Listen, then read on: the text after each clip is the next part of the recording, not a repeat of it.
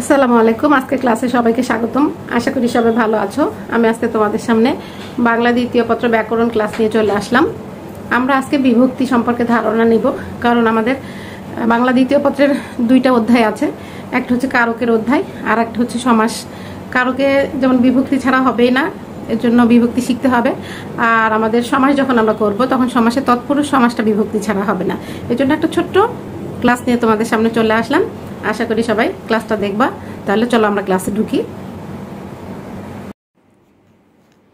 বিভক্তি হলো এক প্রকার গুচ্ছ বর্ণ যারা বাক্যস্থিত একটি শব্দের সঙ্গে অন্য শব্দের সম্পর্ক সাধনের জন্য যুক্ত হয়। বাক্যের মধ্যে অন্য শব্দের সঙ্গে বিশেষ্য ও সর্বনাম পদের সম্পর্ক বোঝাতে অর্থহীন কিছু লগ্নক যুক্ত হয়। এই লগ্নকগুলোকেই বিভক্তি নামে পরিচিত।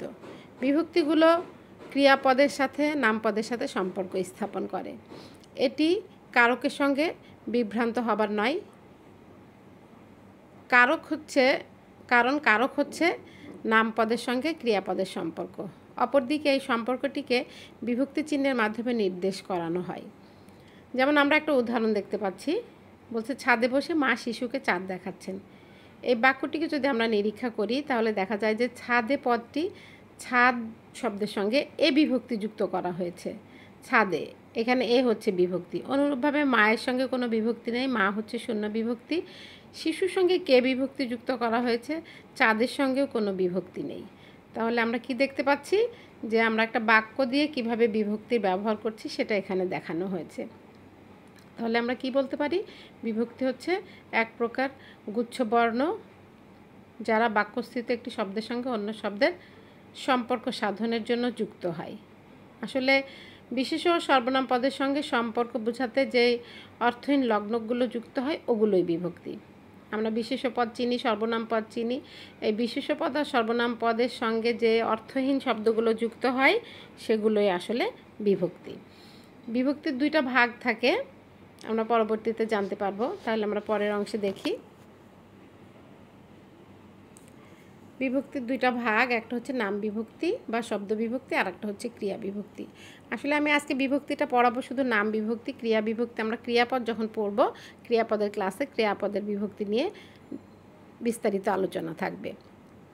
তাহলে নাম বিভক্তিতে আমরা দেখতে পাচ্ছি যে শূন্য বিভক্তি অথবা অবিভক্তি এ অন্তস্থ তে এ কে রে এর এ কয়টি বাংলায় নাম বিভক্তি বা শব্দ বিভক্তি হিসেবে গণ্য করা হয়।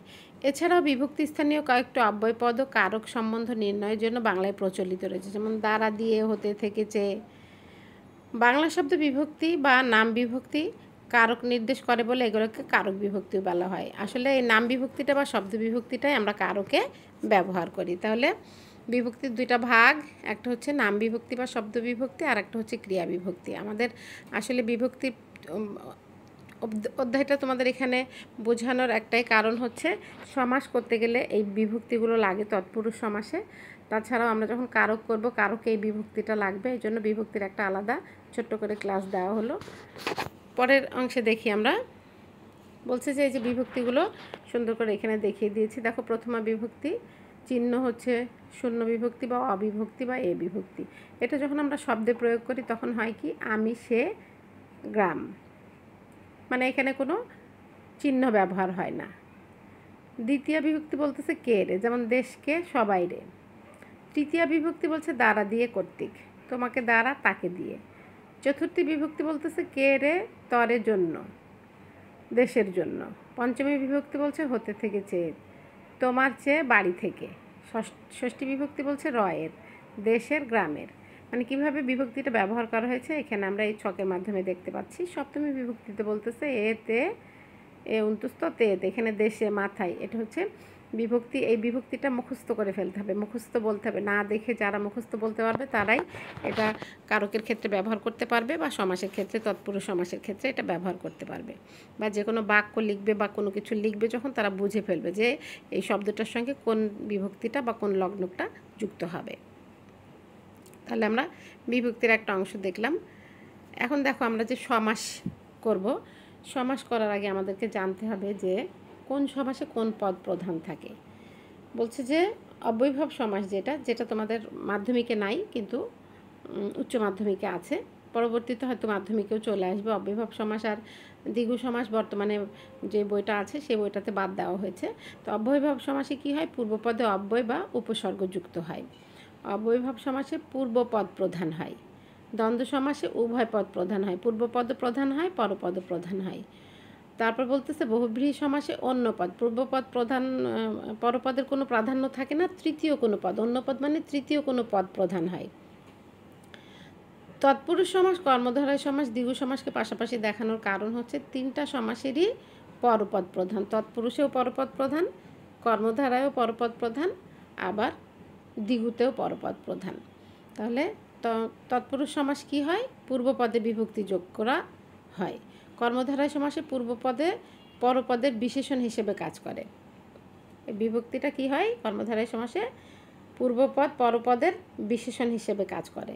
আর দ্বিগু সমাসে কি হয়, পূর্বে সংখ্যাবাচক শব্দ থাকে, সমাহার বোঝায়। দ্বিগু সমাস যখনই আমরা করব, পূর্বে সংখ্যাবাচক শব্দ থাকবে, সমাহার বোঝাবে এবং সংখ্যাবাচক শব্দের পরে বিশেষ্য পদ যুক্ত হবে।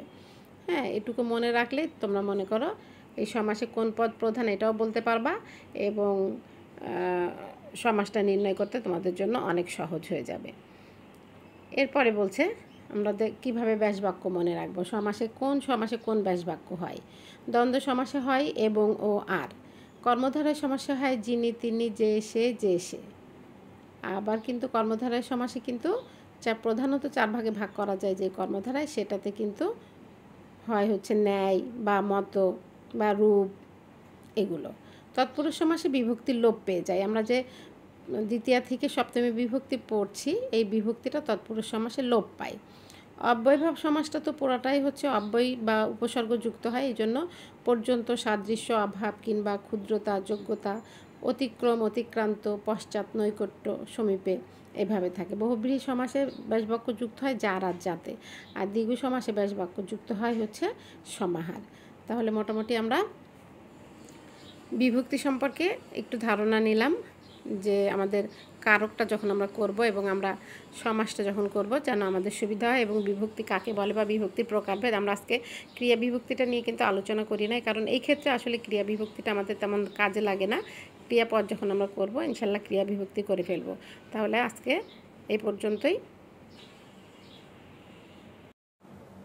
তাহলে আমরা এতক্ষণ বিভক্তি দেখলাম, বিভক্তি সম্পর্কে ধারণা নিলাম, কিভাবে আমরা কারকে বিভক্তি বসাবো, তারপরে আমরা কিভাবে সমাসে, তৎপুরুষ সমাসে বিভক্তি ব্যবহার করব, এবং সমাস করতে গেলে সমাসের কোন পদ প্রধান, কোন পদ প্রধান নয়, হ্যাঁ, এগুলো আমরা জানতে পারলাম। তাহলে আজকে এ পর্যন্তই। আবারও কোনো ক্লাস নিয়ে তোমাদের সামনে হাজির হব। সবাইকে অসংখ্য ধন্যবাদ।